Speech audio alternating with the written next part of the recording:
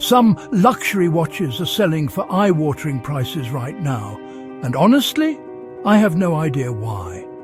Today, we're looking at the most overrated luxury watches of 2025, the ones where the hype has sprinted way ahead of the reality.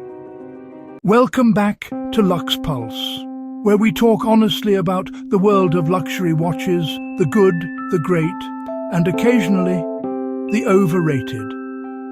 This video is not about tearing down brands. It's about being real with each other. Some watches blow up for reasons that have nothing to do with craftsmanship, heritage, or long-term value. And I want your thoughts. Tell me in the comments which of these you agree with, or which ones you think I'm being completely unfair about. All right, let's get into it.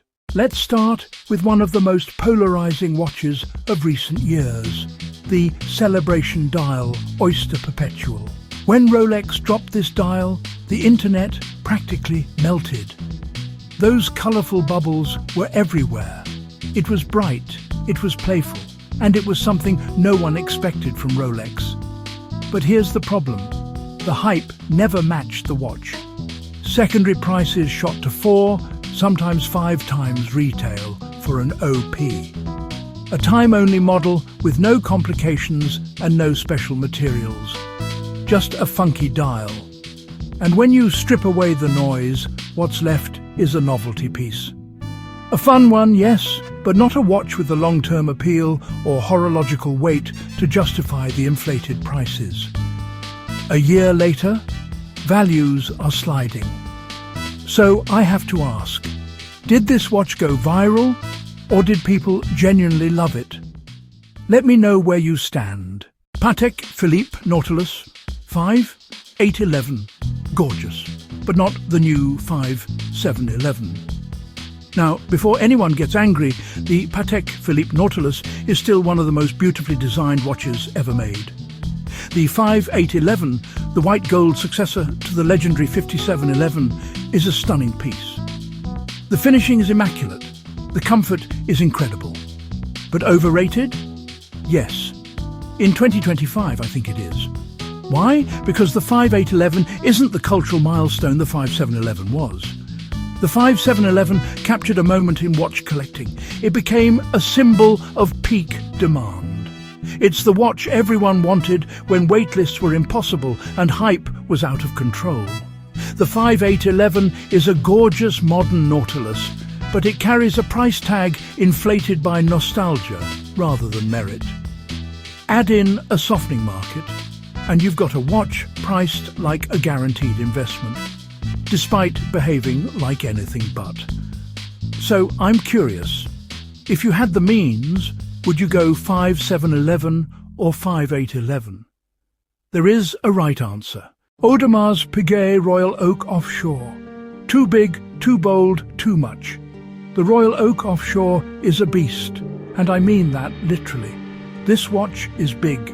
It's unapologetically bold, and at one point it was the statement piece of the entire luxury sports category. But in 2025, the offshore feels like it's drifting. Modern tastes are leaning towards slimmer, more versatile sports watches again. People want comfort, they want subtlety, and the offshore is none of those things. What really makes it overrated, though, is how its pricing got caught in the tail end of the pandemic hype cycle. When Royal Oaks were impossible to get, people jumped on the offshore as the accessible AP. And now, many of those buyers are realizing that a 42mm case with insane thickness isn't exactly the everyday piece they thought it would be. To me, the offshore isn't a bad watch, far from it. It's just a watch that no longer fits where the market has headed. Would you wear an offshore daily? I honestly want to know. Omega Seamaster Diver Bond Editions, special until they aren't. I love the Omega Seamaster Diver. It's one of the best divers money can buy.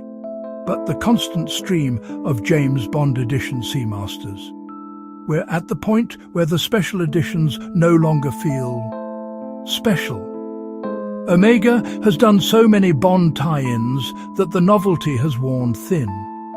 A special engraving here, a new dial texture there, a slightly different color palette, and suddenly the price jumps significantly above the standard model. Collectors have started to notice. Most recent Bond editions aren't holding their value any differently than the regular Seamaster. Some do worse. And that's the problem. When limited editions become a routine marketing exercise, they lose the magic that makes them collectible.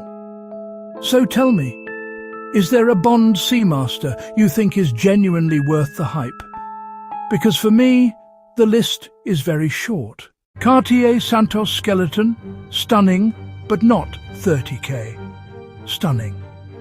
This one hurts, because the Cartier Santos Skeleton is absolutely beautiful.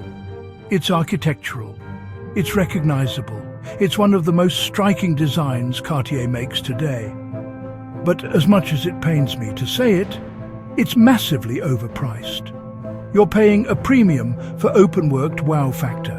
And don't get me wrong, Cartier does skeletonization extremely well. But in terms of market behavior, these models don't appreciate. They don't hold value as strongly as Cartier's classic references. And they sit in the same price territory as watches with far more technical credibility. It's the kind of watch that photographs incredibly well, and then sits in a display box far more than people expect. So my question to you is this. If you had $25 to 30k, are you really choosing the Skeleton over a Tank Louis or Santos Dumont? So, to wrap this up, here are the watches I think are overrated in 2025. The Rolex Celebration Dial, more hype than substance. The Patek Nautilus, 5811, priced for nostalgia. The Royal Oak Offshore, too big for today's tastes. The Omega Bond Editions, diluted by repetition. And the Cartier Santos Skeleton, stunning but financially unrealistic. Now it's your turn.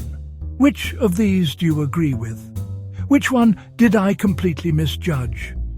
Drop your take in the comments. I always read them. And if you love honest luxury watch discussions, subscribe to Luxe Pulse for weekly insights into the watches that are worth your time, and the ones that aren't. Thanks for watching, and remember, hype fades, craftsmanship lasts.